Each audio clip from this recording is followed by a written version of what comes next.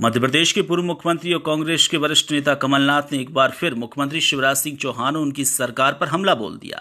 अल्प प्रवास पर जबलपुर के डुमना एयरपोर्ट पहुंचे हैं पूर्व मुख्यमंत्री कमलनाथ, जहां नकली रेमडेसिविर इंजेक्शन के मामले पर कहा है कि मध्य प्रदेश में नया कोरोना माफिया पैदा हुआ है। मैं मुख्यमंत्री शिवराज सिंह चौहान से पूछना चाहता हूं कि आखिर कहां से आया नकली रेमडेसिविर इंजेक्शन, जबकि हकीकत तो यह है कि पहले चंदा लो और फिर माफियाओं को मनवाने करने दो। वहीं कमलनाथ ने शिवराज सिंह चौहान से सवाल किया है कि वो बताएं कि कितनी लाशें शमशान और कब्रिस्तान पहुंची हैं। मैं बोल लेता हूं तो आप पूछ लेना।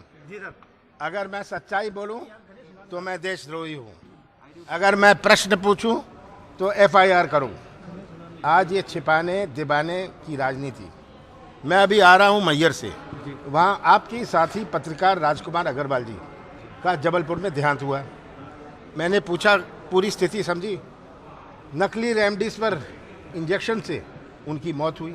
मैं तो आज शिवराज सिंह जी से पूछता हूं कि ये रेमडेसिविर नकली आया कहां से, कौन लाया, कितने लोगों की मौत नकली रेमडेसिविर इंजेक्शन से हुई। एक नया माफिया मध्य प्रदेश में पैदा हुआ है। मैंने तो माफिया के खिलाफ युद्ध छेड़ा था, मैंने शुद्ध का युद्ध से मुकाबला किया था, पर एक नया कोविड माफिया शुरू हुआ है, जहां भाजपा के नेता चंदा लेंगे, चंदा दिलवाएंगे, ऊपर से कुछ और ले लेंगे, जो जबलपुर में हुआ, जो रेड क्रॉस का चक्कर है। और बेड के लिए 10,000, ऑक्सीजन के लिए इतना रेट फिक्स था, ऑक्सीजन मिल जाएगा, किसी को ऑक्सीजन लगी वो निकाल के लेगा क्योंकि उसको 10,000 रुपये मिल गए। इंजेक्शन के इतने रेट। मैं तो पूछ रहा हूँ, एक साफ प्रश्न मैंने पूछा है।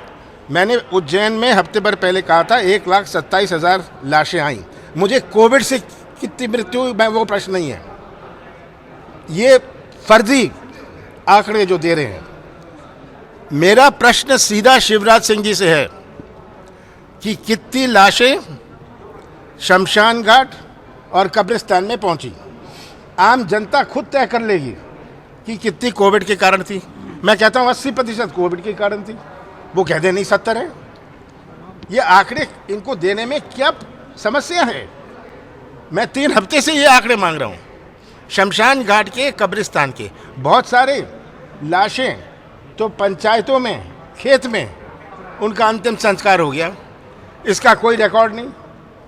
पिछले हफ्ते मैंने कहा था 1,27,000 लाशें आई हैं। आज मैं कह रहा हूं, मुझे और जो जानकारी मिली है और जो आंकड़े आए हैं, 1.5 लाख लाशें हमारी शमशान घाट और कब्रिस्तान में गई। ये कहीं नहीं गई। ये चलिए 2 जिले के आंकड़े दे दें, प्रदेश के नहीं देना चाहते।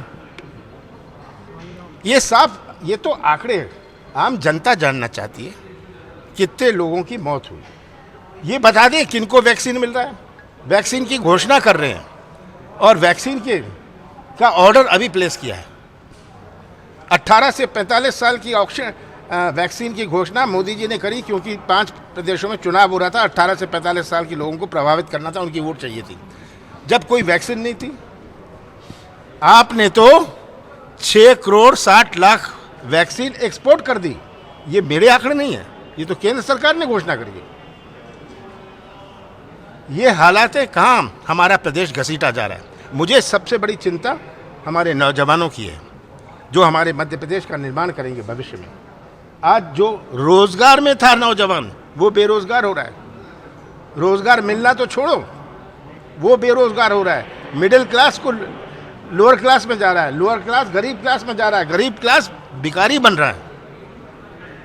अर्थव्यवस्था चौपट हो रही है। हमारी आर्थिक गतिविधि, जिससे कहते हैं इकोनॉमिक एक्टिविटी, ये चौपट है।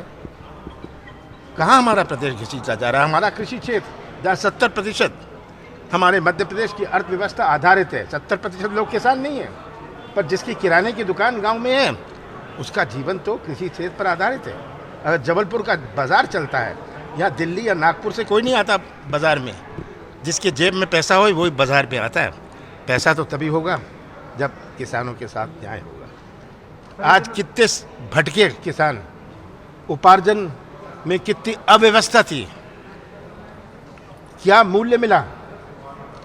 ये सब बातें आज मध्य प्रदेश की जनता से मेरी एक ही अपील है, प्रार्थना है कि आप कांग्रेस का साथ ना दो, आप कमलनाथ का साथ मत दो, आप सच्चाई देख लो, सच्चाई का साथ दो, सच्चाई पहचान। खुला चैलेंज किया है कि मुझे किसी का बाप गिरफ्तार नहीं कर सकता। एलोपैथी और होम्योपैथी की ये लड़ाई है और बाबा रामदेव इस तरह का खुला चैलेंज देते हैं। मैं ये चैलेंज के बारे में जानता नहीं, पर ये बात सही है कि कोई लड़ाई एलोपैथी हमारे आयुर्वेदिक योगा से नहीं होनी चाहिए।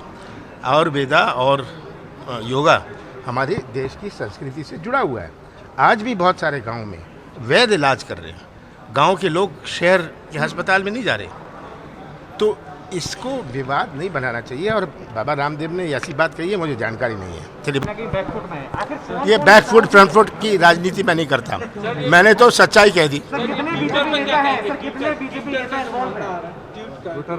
सोशल मीडिया देखिए, ये जो हमारे संविधान का चौथा स्तंभ है, ये हमारी जो प्रजातंत्र है, आज हमारे कोर्ट का क्या हाल है, हमारी विभिन्न संस्थाओं का क्या हाल है, ये सब बातें पूरा विश्व भारत की प्रजातंत्र पर हंस रहा है।